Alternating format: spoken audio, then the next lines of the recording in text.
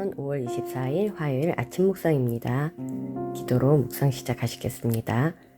사랑의 하나님 감사드립니다. 오늘 하루 또 이렇게 아침 묵상으로 새로운 날 시작하게 하신 감사드리며 오늘 말씀을 통해 바르게 알고 또 바르게 깨달을 수 있게 지혜 주신 감사드리며 예수님의 이름으로 기도드렸습니다. 아멘. 오늘 말씀은 로마서 15장 1절에서 7절 말씀입니다. 성경은 새번역 성경입니다. 1절 믿음이 강한 우리는 믿음이 약한 사람들의 약점을 돌보아 주어야 합니다. 우리는 자기에게 좋을 대로만 해서는 안 됩니다. 우리는 상대방의 연약함을 비난하거나 책망하기 전에 사랑으로 돌보도록 힘쓰지 않으면 안 됩니다.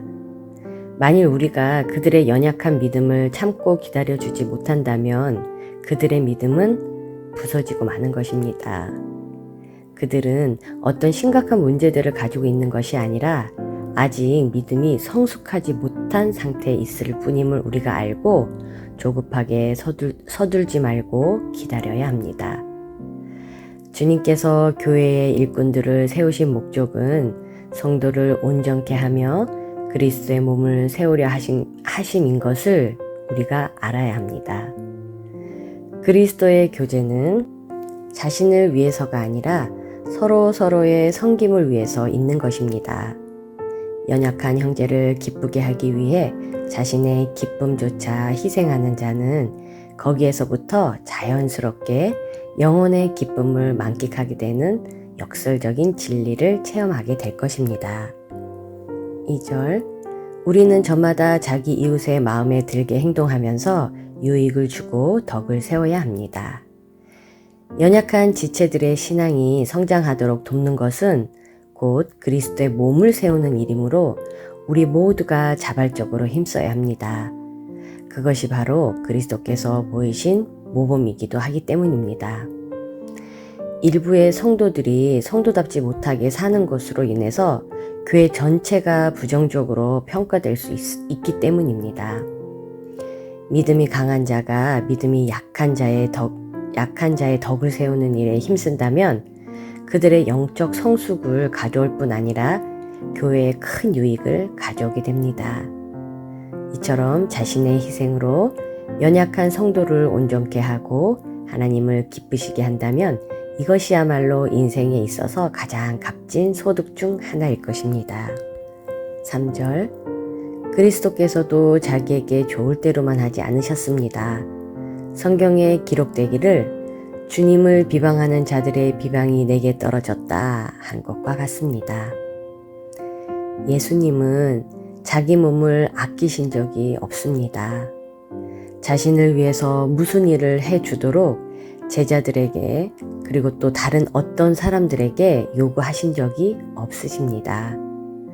성도로서 우리가 힘써 추구해야 할 삶인 것입니다.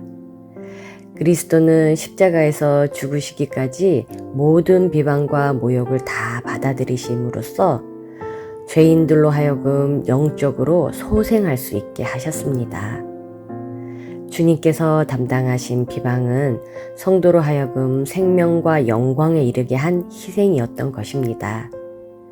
그리스도를 본받아야 하는 성도도 믿음이 연약한 자를 위하는 일이라면 그리스도처럼 이러한 비방도 감수해야 한다는 것을 알게 합니다. 4절 무엇이든지 전에 기록한 것은 우리에게 교훈을 주려고 한 것이며 성경이 주는 인내와 위로로서 우리로 하여금 소망을 가지게 하려고 한 것입니다. 성도가 영적 성장과 믿음에 견고히 서기 위해서 부지런히 성경을 읽고 공부해야 합니다. 성경은 우리에게 위대하고 아주 고귀한 하나님의 약속을 알게 합니다. 성경의 약속은 절대로 그것을 파기하는 일이 없으신 우리 신실하신 하나님의 약속인 것입니다. 성경 말씀 자체가 마치 살아있는 인격적 존재처럼 그것을 읽는 성도들에게 힘을 북돋아주며 또 위로하고 권면하는 생명력을 가지고 있다는 사실을 여기에서 알게 합니다. 성경은 보혜사이신 성령 하나님의 감동으로 기록된 영원 불변하는 진리의 말씀으로서 우리에게 위로와 소망을 가지게 하는 힘을 가지고 있습니다. 5절 인내심과 위로를 주시는 하나님께서 여러분이 그리스도 예수를 본받아 같은 생각을 품게 하시고, 바울은 인내와 안위를 베푸시는 하나님께 믿음의 형제들이 서로의 차이점을 극복하고 조화를 이룰 수 있도록 해달라고 기도하고 있습니다. 인내와 위로가 임할 때에 교회 안에서 서로 간의 차이를 극복하고 조화로운 공동체를 만들어 나갈 수 있기 때문입니다. 교회가 참 교회로서 하나된 모습을 보이기 위해서는 그 구성원인 성도들 각자가 그리스도를 본받아 서로 뜻을 합하는 데 힘을 써야 한다는 것입니다.